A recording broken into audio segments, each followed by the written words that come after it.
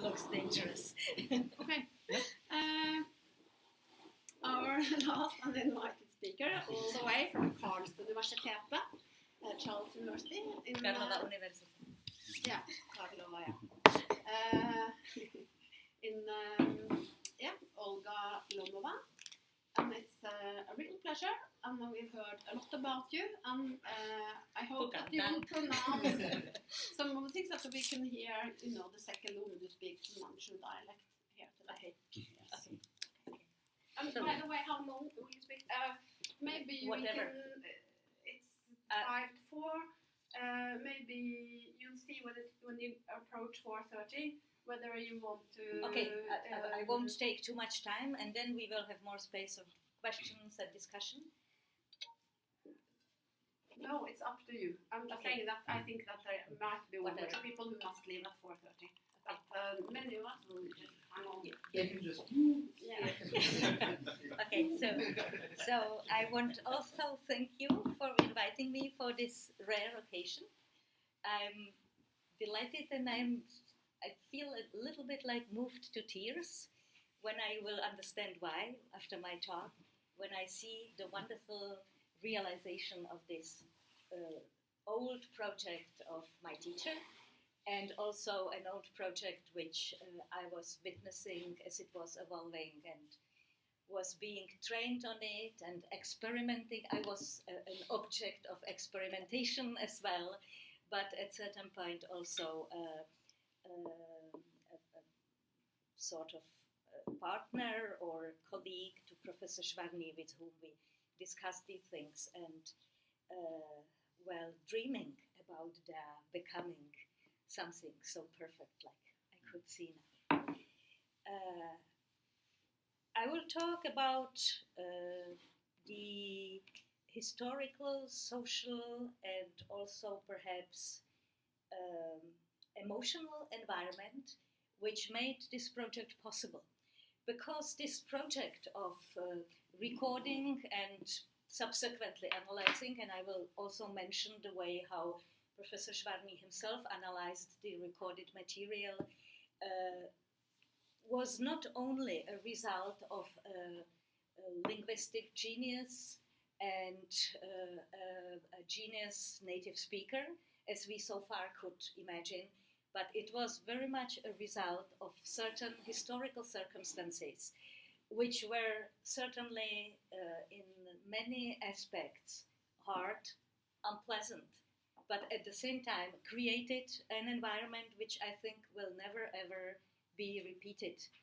A space and I would say emotional need for a project which took such a long time and could not be done in any other way, and which resulted in such a wonderful material as we have just heard from Christoph when he introduced it. I will say a few biographical, I will present to you a few biographical data of both Professor Švarný and Tang Yúnlíng. Maybe I should again stress in the beginning what Christoph already said, that of course this is a linguistic project which was initiated and was made possible because Professor Švarný had certain ideas about the language and certain sensitivity to the language which his colleagues did not have. But at the same time, if he did not meet Tang Yúnlíng, I'm afraid it would never happen. Not only because of her unique language skills, which I will also talk a little bit more about, but also because of her personality and her willingness to spend so much time selflessly in the service of this project. Sometimes I wonder how much coincidences are important in research, but also in our life. And this is a perfect and total coincidence, as you will see. And eventually, when they were working together, I was thinking about the relationship as something like between Zhuangzi, not Zhuangzi, the story which is in Zhuangzi about the carpenter Shi, who was so skillful when working with his axe that he could cut off the spot from a nose of his friend Plaster. But when he was asked to perform it on somebody else, he said he cannot do it because these are the two figures that interact in the moment of the skill. And I am not sure whether Professor Švarný would be able to arrive not only to collect this material, but to understand all the things which he eventually put into his work if it were not for the responsiveness of Táng Yúnlíng. I will show you a first photograph, which was taken something. I don't have many photographs, you know, and the third thing is I thought I would bring a lot of photographs. But then when I started, after I was invited to come, I wanted to visit the relatives of Dr. Švarný to get the photographs, but they are not in Prague anymore, and I could not get many. So these are basically photographs from another MAID teacher, and there will be many photographs or several photographs which were published already, so the quality is not very good, but you get an idea. This was taken, I think, in 1986. It is in Táng Yúnlíng's apartment. This is Táng Yúnlíng's husband. This is, of course, her. This is the hero, Professor Švarný, and two Chinese visitors. Nobody was able to identify them. Maybe Christoph knows? No. There were many well-known scholars coming to Prague, and whoever came to Prague from China would eventually end up in Táng Yúnlíng's apartment, eating her wonderful food and talking to her. And you perhaps should understand that we, being part of the Soviet Union bloc, were arch enemies with China since 1959 or 1960. And anything Chinese was highly suspected and dangerous to work on, especially during 1970s and 1980s. So this is a kind of a community of people who were doing things which were not encouraged and in some sense even forbidden, which gives it yet another dimension. Yeah. So a few words about Švarný first, some basic data which you will understand the importance after I tell the data of Táng Yúnlíng. Oldřich Švarný was born on May the 1st, 1920, and he was third child in a family of 6 children. He was orphaned at an early age. The family was very, very poor, and he, with his brothers, was raised in an orphanage. And he often remembered. Maybe I would just mention the details about his life. I know because I was his student for many, many years. I was just now counting 15 years or something like that, visiting him every week for a lesson and then for a talk. And some of these details were also published in an interview which was done in 2006 and published in a sort of a internal journal of Czech China Society, the people interested in Chinese culture. So there is an interview where he also speaks about his life. Something was written by Hanna Třísková for Studia Orientalia Slovakia. He grew up in poverty, but he was very eager to study, and he was very interested in languages, and he wanted to hear the languages. He was interested in the sound of the languages. Even when he was learning ancient Greek and Latin at the gymnasium, he wanted to hear it. He wanted to know how it was pronounced. And he actually was disappointed by the way the teachers recited the ancient texts, because he thought this should not be this way. So this confirms Christoph's remark that he had a musical ear, and that he was a sort of a person of this kind of talent.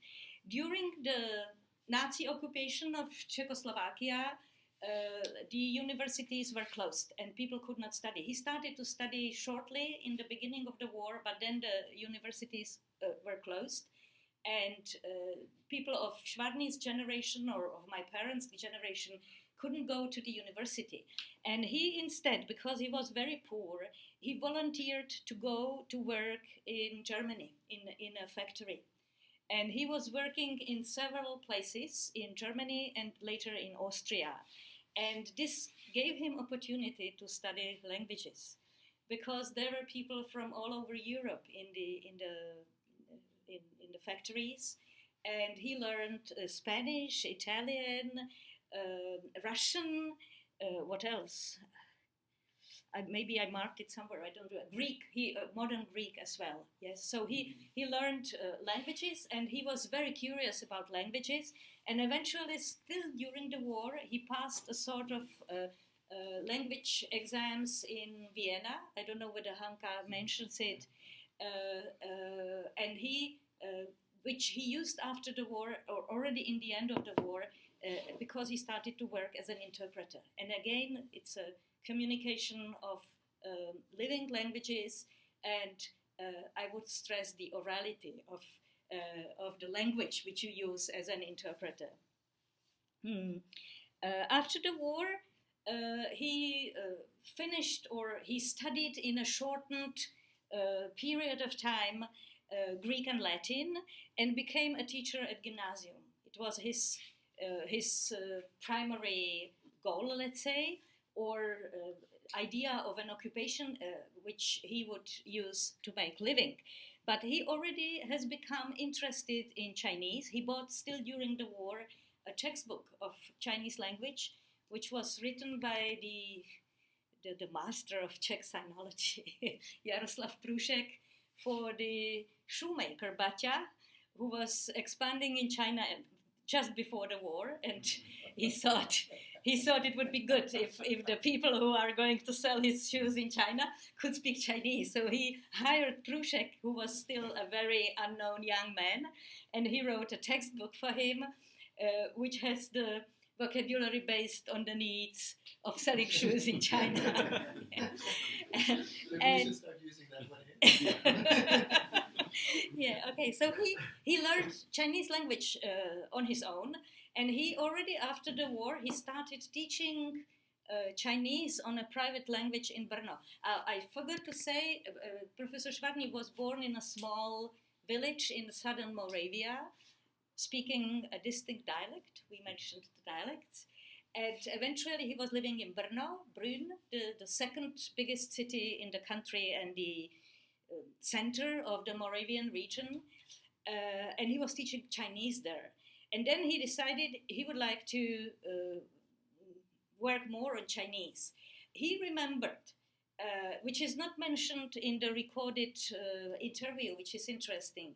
He remembered, he often told me that he was very excited in the year 1947 when he met the first real living Chinese, and it was on the occasion of the Peace Congress, which was held in Prague, and he was working there as an interpreter of other languages, and he got hold of a Chinese and immediately started to try to communicate the language he learned from the book with that person.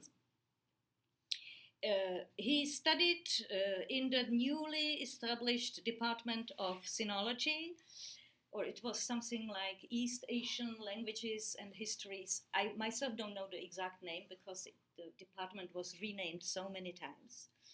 And he eventually started to work in the Academy of Sciences, being entrusted with the task by Jaroslav Průšek, the director of the institute, to prepare a textbook and then a dictionary of Chinese language.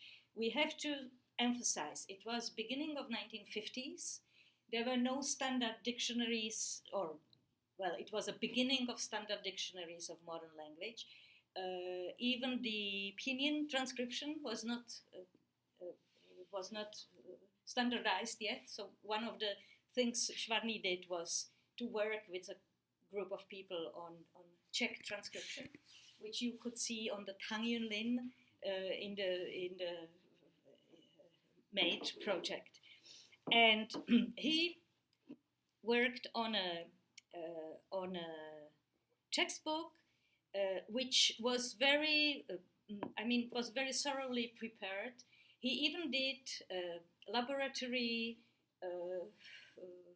using machines, recording of what's going on in your mouth and in your speaking organs, and put it into the textbook to show the students what's happening inside when you speak. And he already in the textbook, he paid big attention to pronunciation and to the problem of stress. He already in the very beginning started to follow up the problem of stress, which is, as we already mentioned, heard here several times, very little studied. So has until now been very little studied. When working in the Academy of Sciences, he was one of the, let's say, theoreticians behind a new Czech Chinese dictionary, which was eventually finished in 1984. Yes, it took a lot of time, 9 volumes, big size, handwritten characters, because at that time it was not possible to print them. He worked on the project of the dictionary together with Ladislav Zgusta. I don't know whether you ever heard this name, but he used to be a famous, he already also passed away, a famous linguist in lexicology, active in the United States afterwards. His daughter is a writer, a wonderful writer. Yeah, quite well known, I think so. Yeah. Professor Švarný didn't like the dictionary. He was very critical of the dictionary, and moreover, he was somehow forced, I won't go into many details, but due to the political environment after 1968, after the Soviet occupation of Czechoslovakia, he was somehow, his name was erased from the dictionary. So he was behind, he was giving advice, but he was not recognized as a person. I think neither Gusta was, because he went to the United States. So I don't want to, actually, we have a lot of discussion in my country about the communist past, and I don't like it, because now everybody speaks about the dark times and everybody feels to be revolutionary since he or she was born, and anti-communist since he or she was born, and we all know it was a much more complicated story, and even Švarný was a Communist Party member a few years in his life.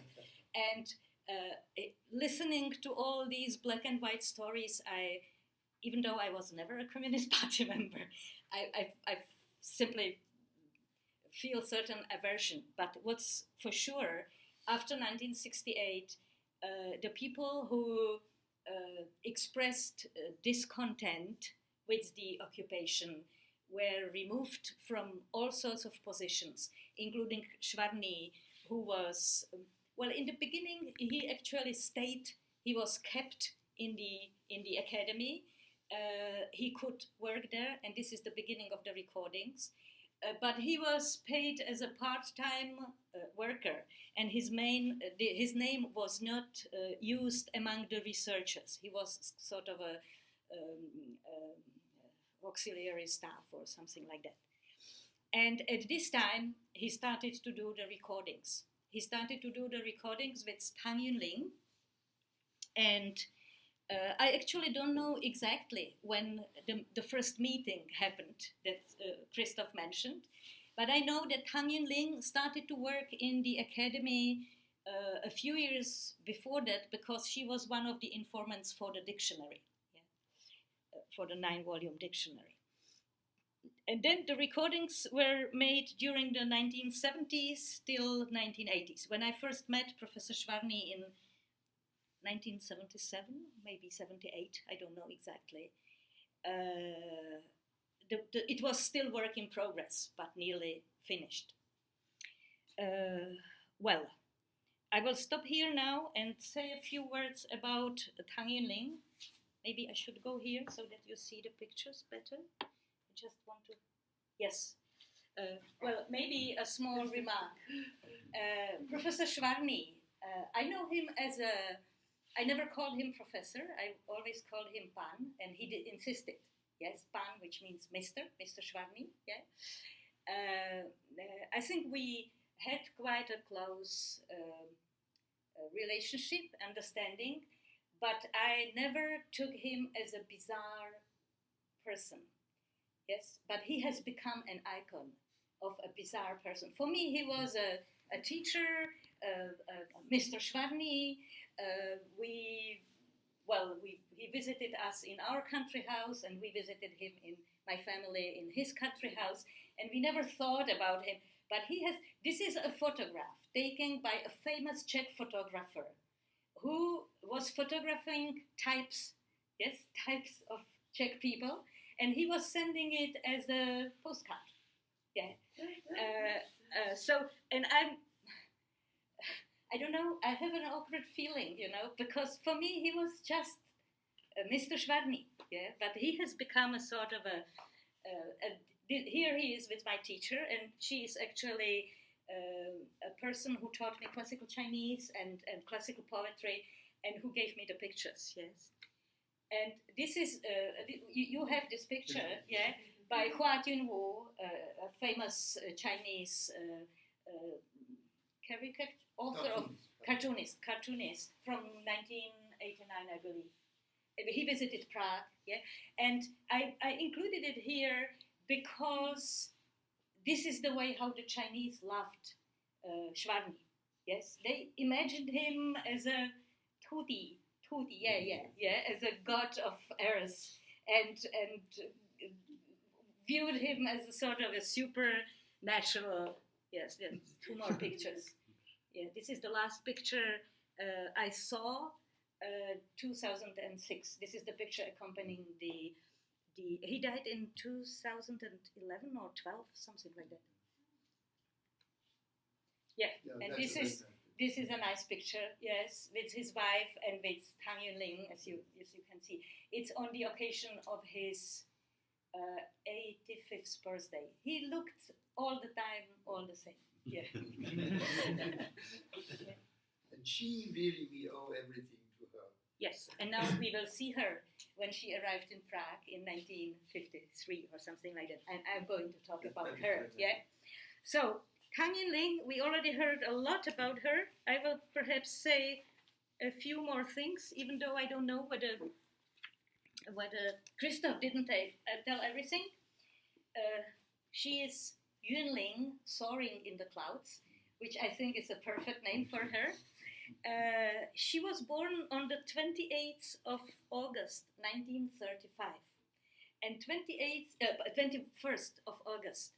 And 21st of August is the date of the Soviet occupation of Czechoslovakia in 1968. And Táng Yúnlíng, she was, or she is, I met her 5 days ago, Xia Nu, how you translate it? Xia, a woman of fighting for justice. Yes, she's a woman fighting for justice. So she, after the Soviet occupation, until 1989, never celebrated her birthday. Yes, because it was the day of the occupation. I tell this detail to show her character. She is really a strong personality and person of strong feeling for justice and conviction, which makes it very important for this project. Yeah. She is the fifth of 8 children, of which 7 children grew up. 1 child died in childhood. Her father was a Manchu a teacher in a private school. So there was this old style school, which was totally obsolete in 1940s, I guess. Yeah, there was already modern education. And they were a poor family, as I already mentioned. Of course, born and raised in Peking,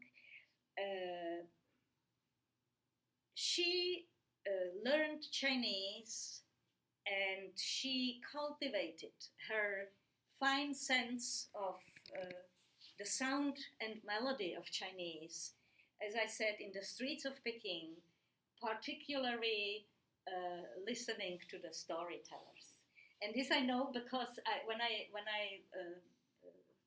get acquainted with her, one of the first things, I was already a graduate. I graduated from the university. I was at home with my daughter and was rejected from the PhD study, so I had nothing to do. And she told me, well, then you translate the wonderful stories of the Sanxia Wu, the how you explain it in English. These are the stories which later became the basis of the famous Hong Kong films of wushu, you know, the fighting and she told me that this is something she listened to from her childhood, and this is something wonderful, and she will help me to translate it. And she had these little booklets from 1940s, early 1950s, without punctuation, very small characters, very difficult to read in the beginning. And she would be performing it for me. Yes, she would read it with me. She would show me where the punctuation should be to see the segmentation of the sentence. And then she would perform, and I always remember her hands moving all directions and etc. So definitely, her sense of the language was cultivated very much in an oral environment. Though she was, of course, literate, she could write, read, never mind, but her basic understanding of the language was through listening. In 1952, when she was 17, I guess I counted correctly, she married this young gentleman, and this is a photograph taken just after they came to Prague, Mr. Rusek, who was studying economy, because we were at that time very close relationship with China, and Czech students of proletarian background were sent to China to study for the future cooperation between the countries. So this young gentleman was a young man from a poor family near Ostrava in northern Moravia, who was trained to become, to work in the Maui, in international commerce. Yeah. There are nice stories. I don't have much time. There are nice stories how she arrived in Czech Republic. She was just graduated from the high school. She was a singer. They met on an occasion when the international students were invited for some government-sponsored celebration, and there was this singing group, and Mr. Rusek immediately spotted Táng Yúnlíng. She had, I could not bring that photograph. She had 2 plates, and they fell in love. They were meeting secretly because it was that you were present when she was telling this story, or she told me before that already. And eventually they married despite the unwillingness of the authorities on both sides. And she arrived in Czechoslovakia. And in Czechoslovakia, they first settled in the family of his parents. And there was a big cultural conflict because she thought she must, you imagine a small town or rather village. And she thought that to represent her country and her nation, she cannot just go out without properly dressing up and doing makeup, which was found in the village as something absolutely outrageous, a woman with a makeup. Yeah. Definitely loose morals are behind it. So her mother-in-law locked her in the house, didn't let her go out. And she ran through the window, and ran away.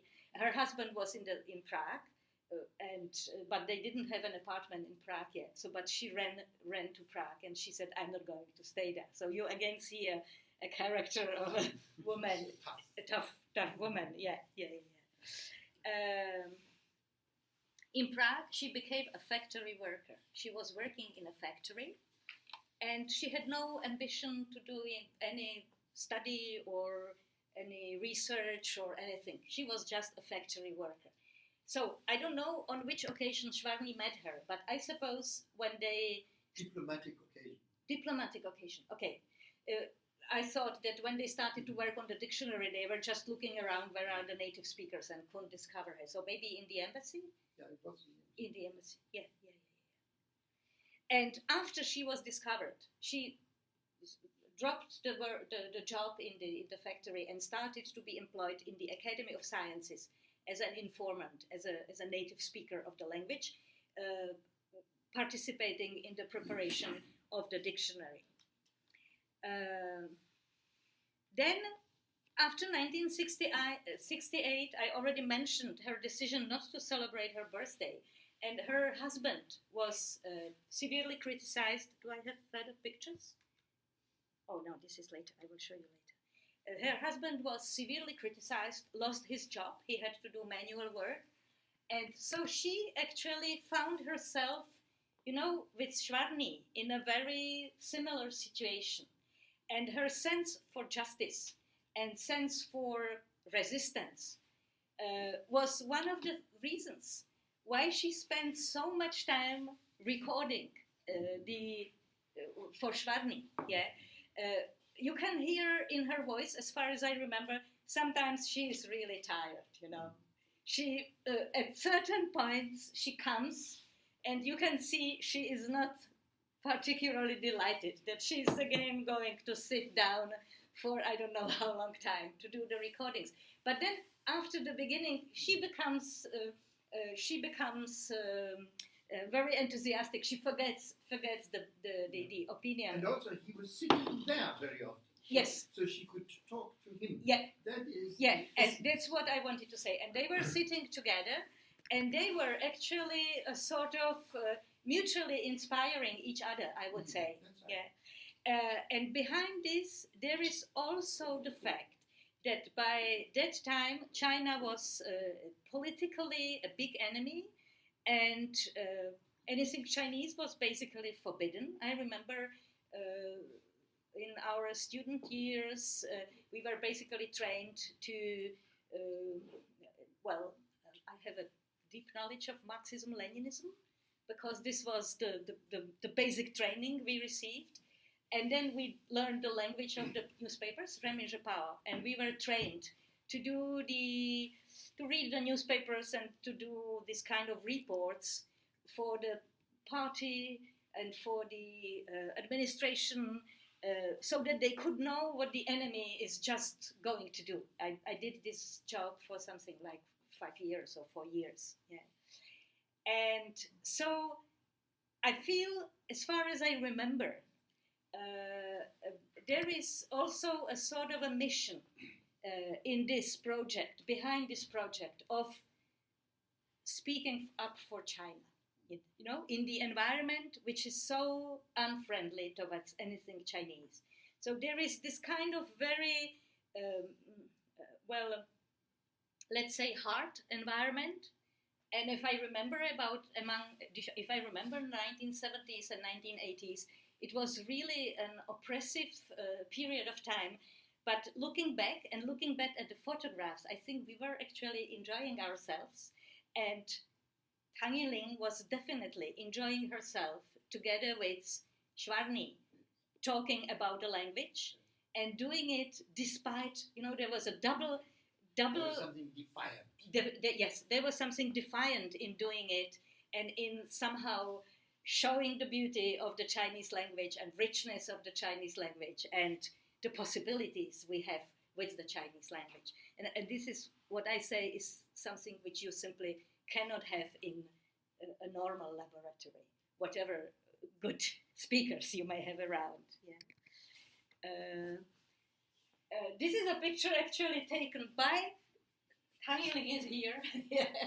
This is her sister, her first visit in Czechoslovakia, because they also suffered a lot in China during the Cultural Revolution as for having a relative. This is such a sad story, because she was suffering and her husband in Czechoslovakia because of their Chineseness and Chinese connections.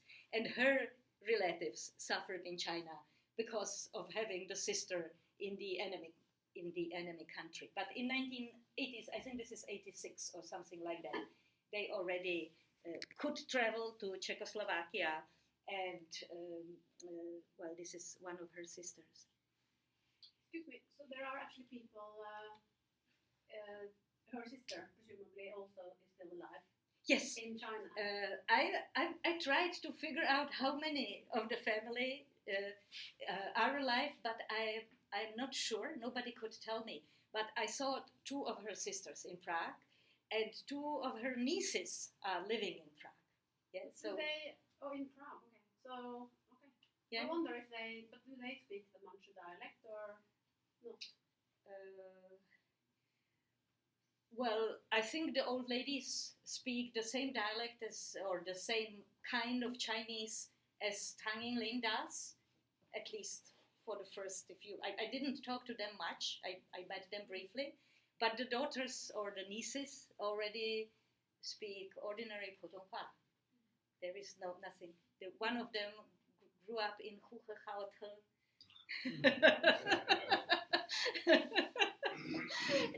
Inner Mongolia. So I guess a mixed background. So I made some remarks. Okay, so this would be a kind of summary of the atmosphere, of the background. I can show a few more pictures. This is a recent picture. This is Tang Yúnlíng. This is one of her sisters. I think this is Pa Mei. She is Wu Mei. She is the 5th sister, and this is the 8th sister. And these are the 2 nieces. Oh, this is the end. Okay.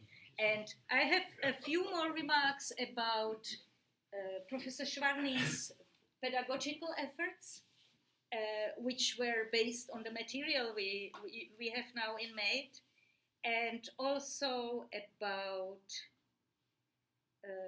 some of his linguistic inspirations, yes. And I don't know whether he writes it somewhere. I did not check. But as far as I understand, as far as I remember what he told me, he was particularly impressed by Xu Zhirong, with whom he met in 1955 when he spent 3 months in China. He otherwise didn't travel to China, but 3 months in 1955. And then he very often mentioned to me Lu Zhiwei and his Beijinghua Dangying Cihui. Yeah, and this is actually the 1-syllable words of Peking dialect, sort of a dictionary. And this is a book which Professor Švarný would, use when he were teaching me, besides of these recordings. Yeah. And Lu Zhiwei, of course, was the head of president of one of the big universities. Lu Zhiwei got education in Chicago, yes, in 1920s. Yeah. He studied psychology originally, and he is one of the founding fathers of Chinese psychology. But eventually he switched to linguistics, and he is one of the people who worked on the Pinyin project. And he also wrote a charming book about Chinese poetry. In English, it was based on lectures for international audience, where he speaks about poetry as a beautiful woman which can do without grammar, like a beautiful woman can do without a dress. So this is my remarkable quotation. This is Lu Zhiwei. He was also fired from his job. Of course. So Yeah. he really ran afoul. Yeah, no, he died in 1970 during the Cultural Revolution, and his end was very, very sad. Yes. I, of course, insist that grammar is very important when we want to understand what's going on in poetry. That's why I like the quotation so much. A few words about the pedagogical aims in Professor Švarný's work. Of course, Christoph characterized this material, and I absolutely agree with him. Professor Švarný, however, understood this material as a first step in a big pedagogical project. And his aim was twofold: to understand the stresses and to find a way how to mark stress in transcription in order to help the students to be able to learn Chinese. He, of course, was working, even though he was quite technically progressive, constantly working with recordings. So we can say he really found it very important to have the machine. He could not imagine what we have today, that you just push a button and you listen to it. Yeah. So he thought he has to elaborate on a transcription that would mark the stresses and the diminution of tones. And this material for him was a basis for finding regularities. Yes, so actually his aim was a little bit different from what we actually have. And he would be training me. We started to go for his classes when he already was fired from the academy, because eventually he was fired.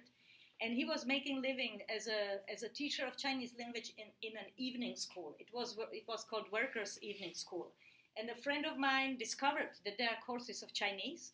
We were first-year students in the university. We were very dissatisfied with the way we were taught Chinese, and we started to go for his classes. And we had to keep it secret because our teacher was very jealous. And when he heard once that we go for it was very unpleasant, and we stopped talking about it. And then eventually I ended up only myself was coming for the classes.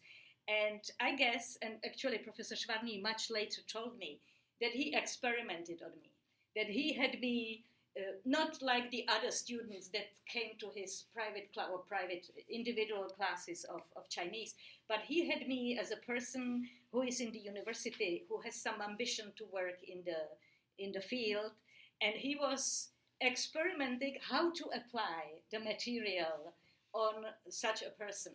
And eventually, because in 1980s, I wanted to study in the PhD program, but I didn't want to enter the Communist Party, which was the prerequisite to get into a PhD program. I remember Professor Švarný said, "You must enter the Communist Party. You have to study. You have to continue my work in the university." But I said, "It's not worth it. I don't want to do it." But anyhow, he was training me. On one side, he wanted to know what it makes with I have a bad ear. Yes. So he wanted to, it was a good material for experimenting without a particularly good ear. And at the same time, he then taught me, and that's why I became a little bit of a linguist. He taught me the basics of linguistics, of Chinese linguistics, and he was training me to go on in his trade in case. But when the freedom came in 1990, I could do what I wanted to do, and I started to do classical Chinese poetry. So I betrayed Professor Švarný. But eventually I did help him to have his material published, etc. But I'm not going to talk about it. I think that's it. Do you want to know more? Yes. Is it true that she sat under the table of these storytellers? It's what he told me. Not under the table, but in front of the table. In front of the table. Yes. Yeah, of course. Thank you. I'm wondering, because I've read one place that there are some materials about Chinese that, particularly, I guess, about stress and like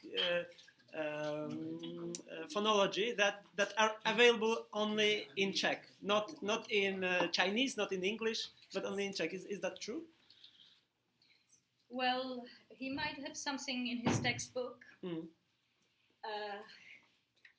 You know, the stories about wisdom available in the languages which are not used by the majority of scholars is They are nice, but I think they are overestimated. I think Švarný, at least what he made of it. Yeah, you may have some of his remarks in his textbooks and in one Czech article, as far as I understand.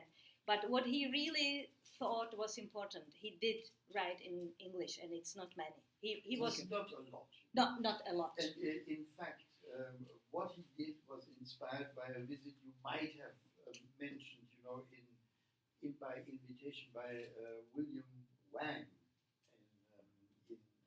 Oh yeah, I did. Yeah, that was an important visit. Yeah, actually. In Berkeley. He was in Berkeley. Actually, I have it mentioned here, and I forgot. So, yeah. But I think it's an important. Yeah, and actually, Švarný in 1960s, when the conditions were relaxed, I think until 1970 or something like that, because though the occupation was 1968, many things still kept going on in the previous way, and only after 1970 things became very hard from the political side.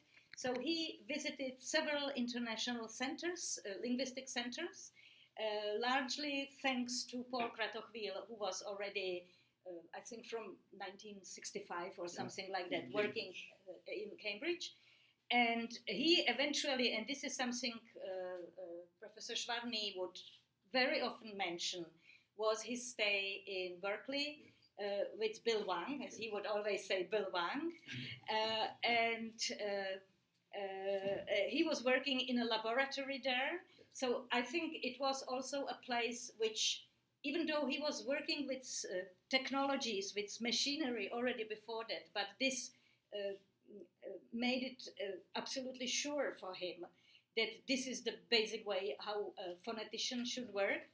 And he then also corresponded with Bill Wang for some time. I wanted to bring Bill Wang to Prague, but he was very friendly. We were writing emails, but he never did it. Of course, a very big shot in this business, but was fired quite early from Berkeley. Yeah. Which is also very interesting. Yeah. Long before he reached the appropriate age. Okay. He left and is now in Hong Kong, isn't Hong he? Kong, yeah. But it's an interesting case because there you had something of an intellectual influence that was not Prague school linguistics and was quite important for Schwab.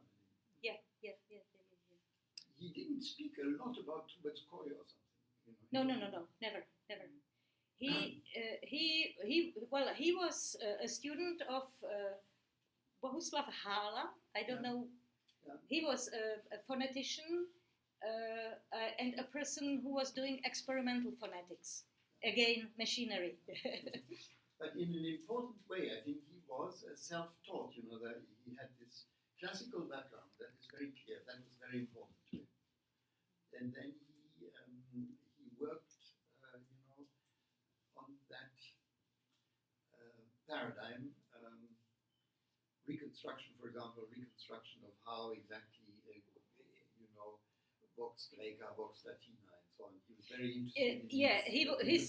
Talking about his methodology, he was very much interested by classical studies, and he also used his own terminology, which was basically derived from classical Greek poetry and things like that. I'm wondering one more thing, because I've read that the Prague School of Sinology was quite strong with many influential people. This is the big myth.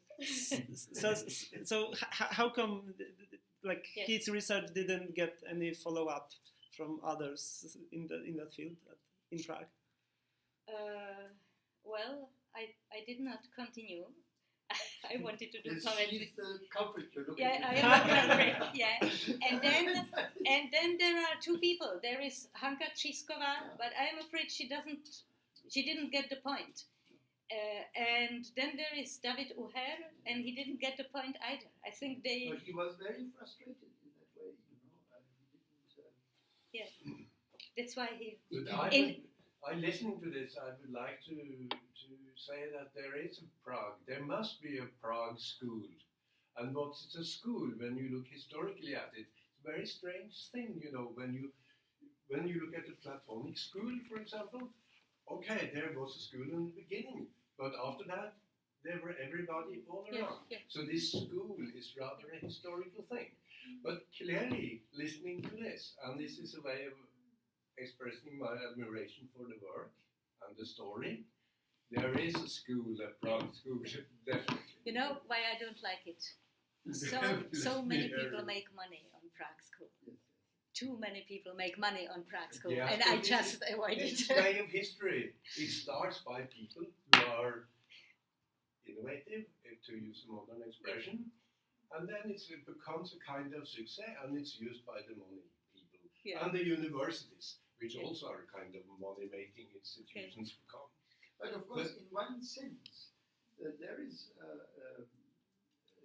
a case to be made for the collection and the focus on modern Chinese literature by Pruszek, and the collection of that library. That was a hammer. Yeah. That was really the establishment of a field that was absent everywhere else. You see, and single-handedly, this man Pruszek, who was then also fired, had a big problem, but he was there, I think, an important figure in world history of sinology. So in history, school is okay. Yeah. Now, it's interesting. It has nothing to do with, or it has a little bit to do with Švarný, but the Prague school and what Christoph mentioned, the modern literature studies. It's again a sort of many coincidences coming together. With there is always in the beginning, even in Pruszek's case, the interest in classical Greek and classical Greece and classical studies. And then it eventually becomes confronted with the real China. Pruszek was, as a young man, in China and suddenly saw the real world, which he was interested in. There is defiance during the war. There was this kind of doing again things against the wish of the power because the universities were closed. So what did Pruszek do?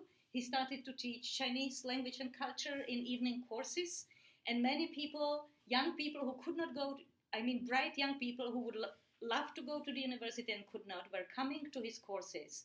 Some of them continued to be sinologists after the war, others not, but became important in all sorts of fields in Czechoslovakia. And what is very important, there is a very idealized romantic imagination about Chinese culture as the alternative to the Western culture.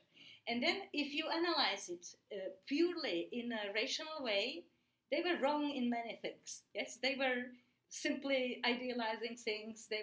But on the other hand, it made them ask certain questions and put up new topics, like Pruszek did with modern literature, and shaping the field in a decisive and, let's say, very progressive way. And may I say, for example, Olga could publish in Prague by far the most beautiful translation of Mathieu with illustration that's on synology.